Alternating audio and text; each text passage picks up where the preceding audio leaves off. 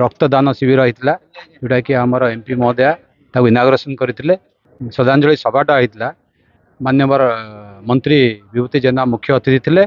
सम्मानित अतिथि मान्यवर मंत्री गोकुलानंद मल्लिक थे पल्लिकट एमएलए भी आते छत्रपुर एमएलए भी आते राज्य आम स्पोक्स पर्सन सुदीप्त भाई भी आते तीन जन जिला सभापति भी आते व्यक्तित्व कौन ये कंपेयर कर बेमिसाल थे माने कौन मिसाल ना दे हेन ये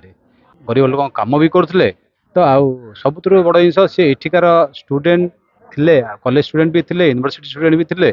तो सर्वोपरि गंजाम जिला से सब चिंता करते स्वर्गत शरद 10तम श्राद्ध वार्षिक उत्सव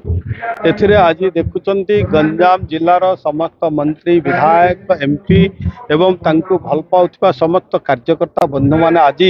तांकर 20तम स्मृति सभा को स्मृतिचारण करुचंती जे शरद भाईना एभली एक व्यक्तित्व थिले भारतीय जनता पार्टी को संगठित करबा पई अहरह तांकर त्याग तपस्या थिला तांकर जो त्याग तपस्यार आज फल होउची आज गंजाम जिलारो 13टी विधायक एवं मंत्री एकाकी राज्य रे बीजेपी दल मंत्रिमंडल गठन।